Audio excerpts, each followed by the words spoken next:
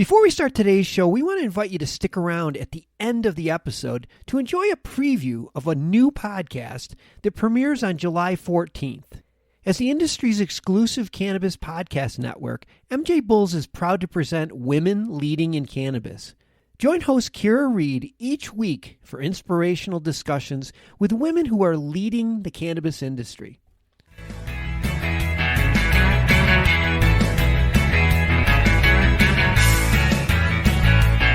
We've got plans to expand. We're looking to increase the size of our cultivation operations. We're going out to raise a little bit of capital to go make that happen. And the plan is for us to stay ahead of the growth curve. We currently have more than 80% of the overall market share in the state of Texas. From MJBulls Media, it's the Raising Cannabis Capital Show.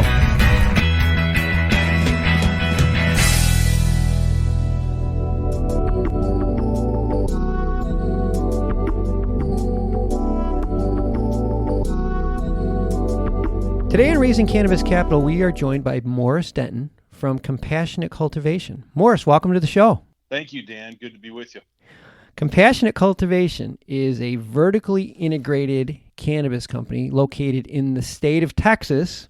So congratulations, Morris. You are officially our first guest from Texas. And as our first guest, you need to give us the Lone Star Cannabis Industry Report.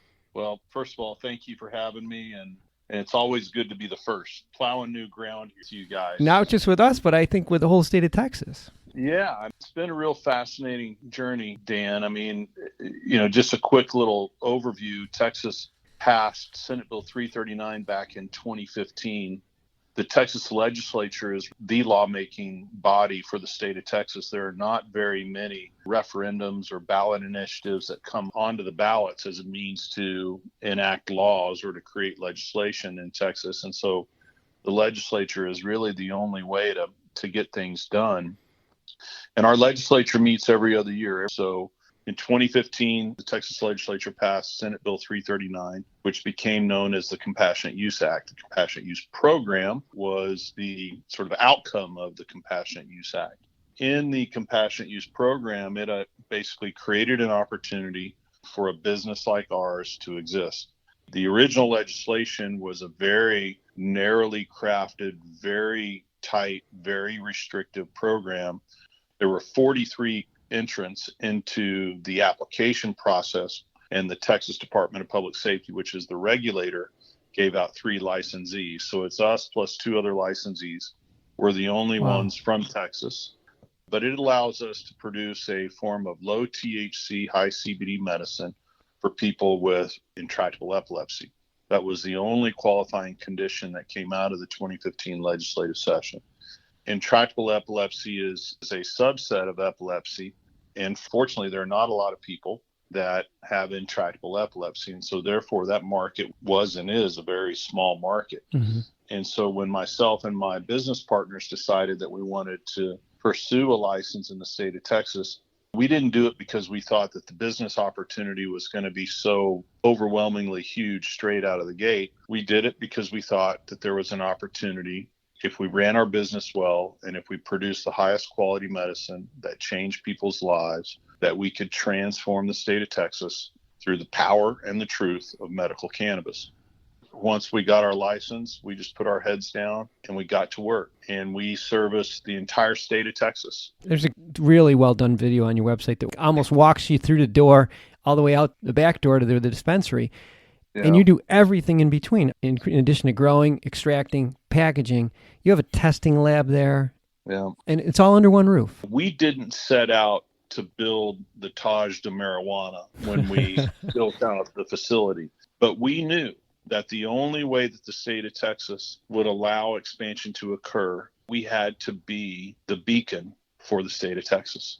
When you have a legislature like ours, which is in a very conservative state with a conservative governor, with a very conservative lieutenant governor, you're not going to change people's opinions just by telling them things. You have to show them. And so we show people every single day how we produce the medicine and what that means for our patients. And all we're trying to do is connect the dots between these great, wonderful people of the state of Texas with our legislators and say, look, here's the impact that this plan is having on these people.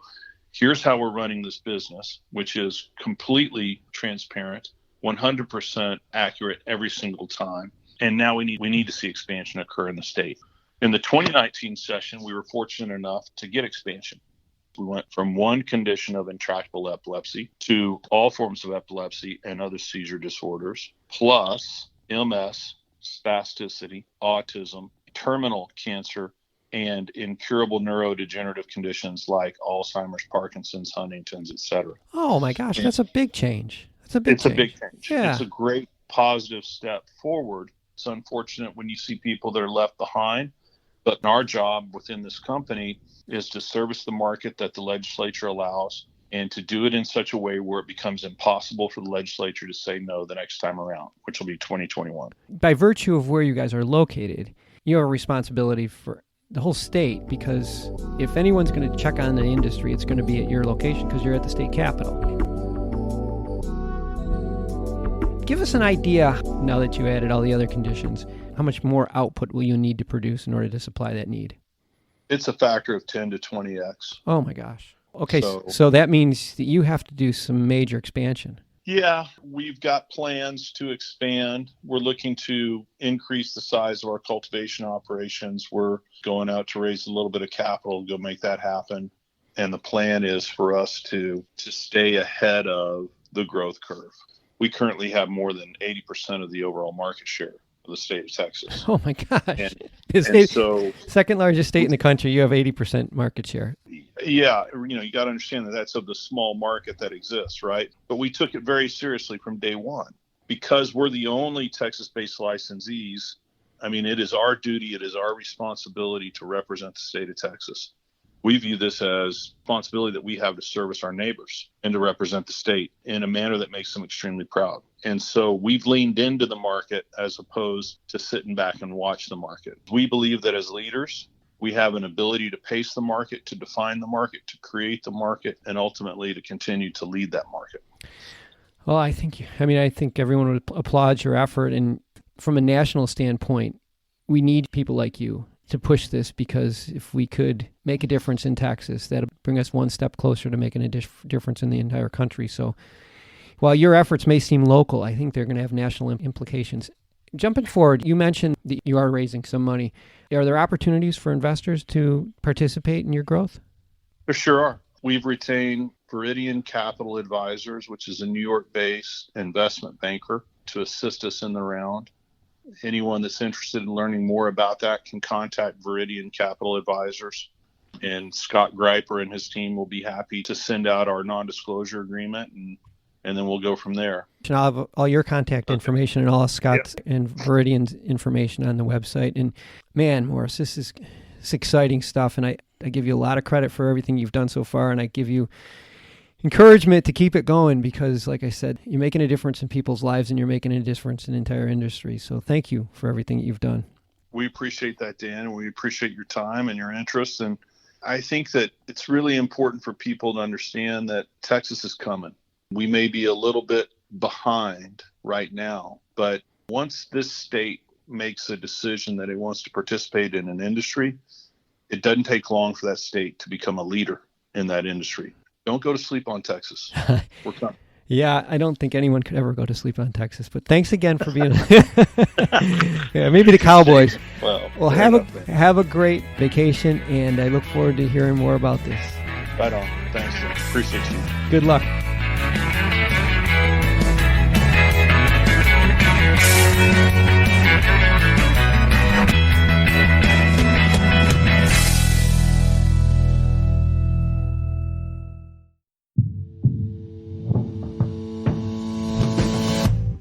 Tell me, boy, you make me so bored.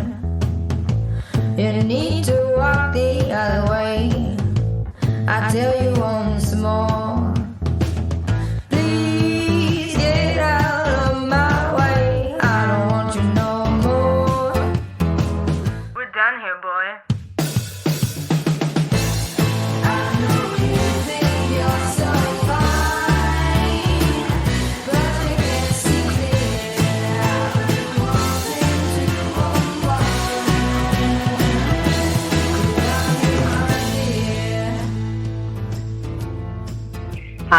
My name is Kira Reed, and I'd like to invite you to be inspired by the women who are leading in the cannabis industry. Each week, we will discuss empowerment, leadership, and what it means to be a woman in charge in marijuana, hemp, and CBD. As the founder of the Women Empowered in Cannabis community, I have had the great pleasure to get to know many brilliant and talented women who are CEOs, executives, politicians, advocates, and community leaders that are focused on creating a cannabis economy that is just, fair, and equal. We'll learn how these women make decisions, how they navigate a predominantly male industry, and what they're doing to level the playing field for women. I hope you'll join us.